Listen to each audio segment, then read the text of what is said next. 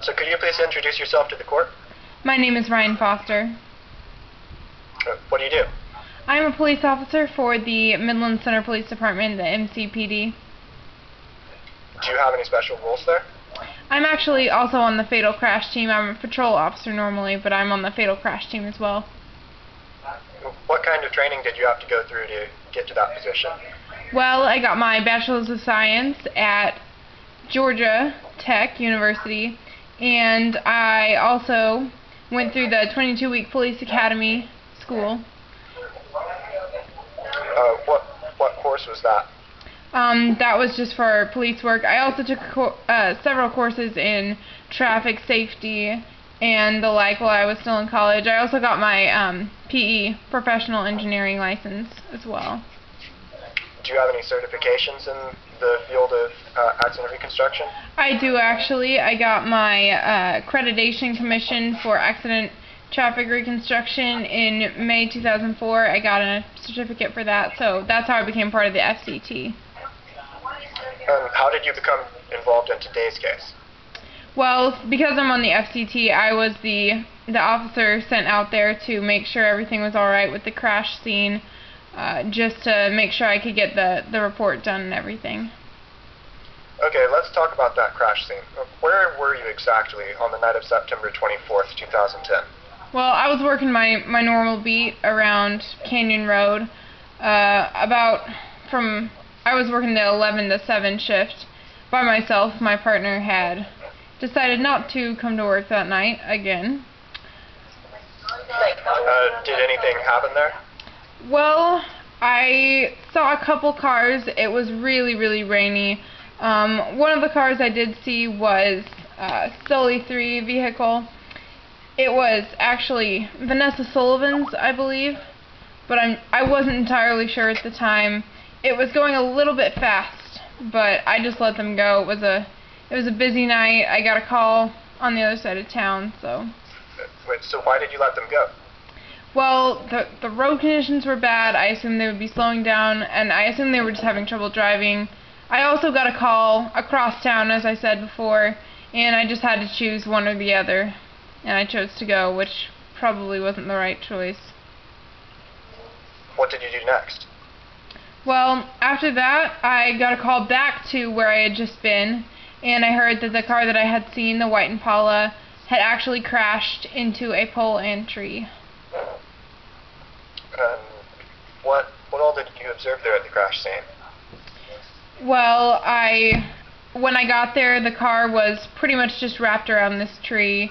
The driver, Dawson, was walking around outside. Seemed very shaken up. And do you know who the driver of the car was? I know that it was Vanessa Sullivan's car, but that Danny Dawson had been driving. Is that individual in court today? Yes. Could you please identify him for the record? He's right over there. Your Honor, let the record reflect the witnesses properly identified the defendant. Did Dawson say anything?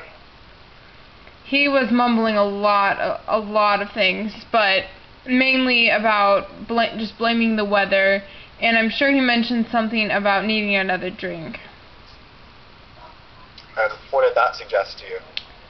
It made me think that maybe there was something besides the weather behind the accident, that maybe he had been drinking that night. Have you ever previously observed people under the influence of alcohol? Oh, many times. And how did Dawson's behaviors compare with your previous experience? Well, he was slurring, he was stumbling around a lot, so I would say he definitely seemed like someone that was under the influence of alcohol. And what did you do about that? Well, first I called up Avery Smith. She runs all the intoxilizer tests, so I made sure to contact her right away. Then I decided to run a few tests myself. And what tests did you run? I had him try to repeat the alphabet back from Q backwards. He failed that test right off the bat. The nystagmus test I also ran, walking the line to make sure he could walk in a straight line. He had failed both of those two as well, and also standing on one foot. Are those tests commonly accepted as reliable in your field? Oh, definitely, definitely. And did you apply them accurately? I've run over 100 of these tests. Definitely applied them the correct way this night. Did you have sufficient data for your conclusions? Yes, I did. After all 4 tests, he had failed each one of them. Thank you. And what did the results of those tests then suggest to you? They suggested that he was intoxicated. Now let's move on to the testimony of the defendant that you heard there. Did you interview anyone to determine the cause of the crash? Well, I talked to both Taylor Hobson and London Bennett that night, and neither of them had seen anything that they thought would have been the cause of the accident, besides perhaps the conditions, but... What about the defendant? Did he give you any reason for the crash? No, he said he had no idea. Did he say anything about a deer? He mentioned nothing about a deer.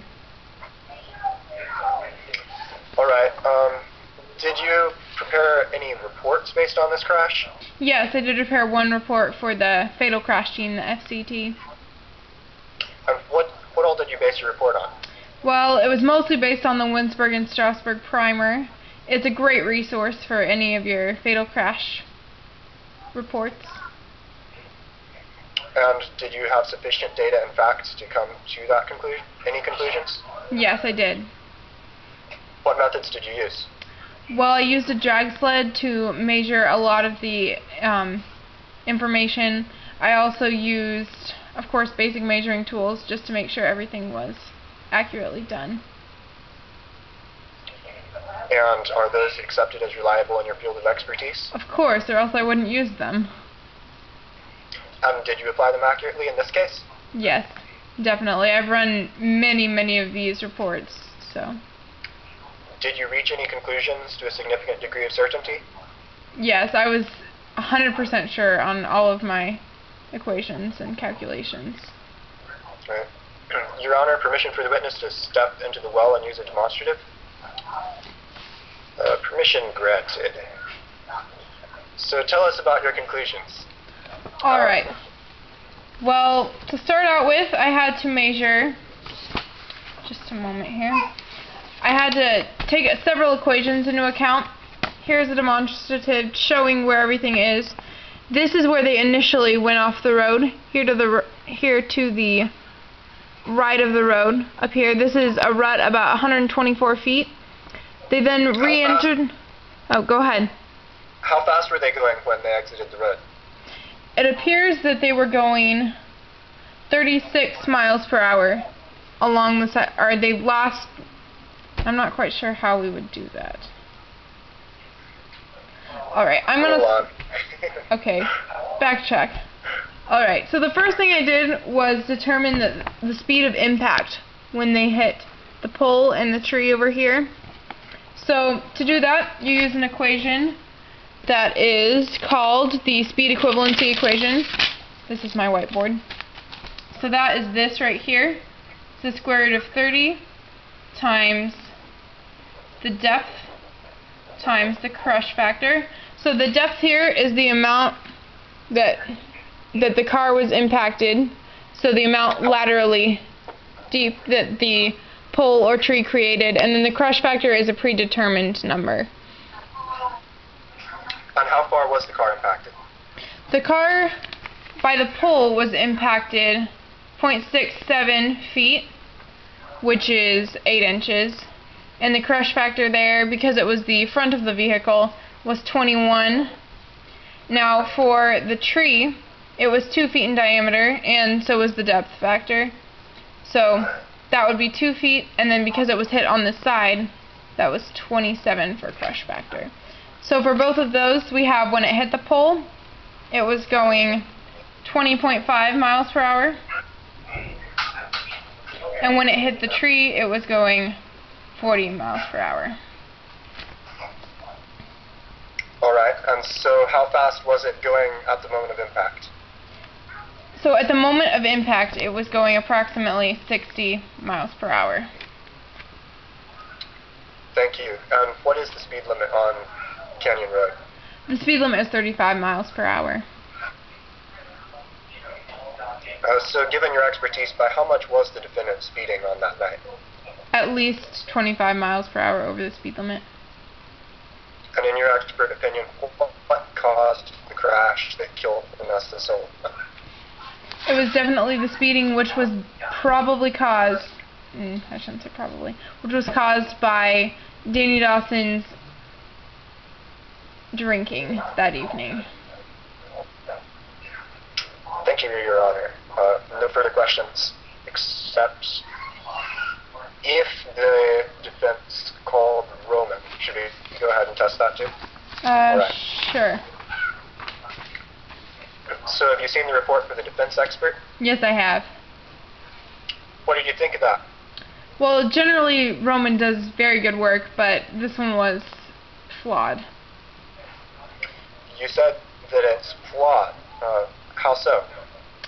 Well, because Roman was not there at the scene, she also could not have basic eye contact, or had not witnessed or seen any of the things for herself that day. Now also, she used a different equation to determine the crush factor. She used a narrow object factor in there, which didn't need to be used. That's only used if the depth of the impact is less than an area of 2 feet, where this impacted the entire car, which is an area greater than 2 feet, so that did not need to be used in the equation. And how did those affect her calculations? They skewed them to be much lower than they should have been. And did he analyze the possibility of a deer? He did as well, but none of the people at the scene, none of the witnesses, and even the defendant himself did not mention anything about a deer on the night in question. Thank you. No further questions at this time, Your Honor. All right. I'm going to turn the camera off.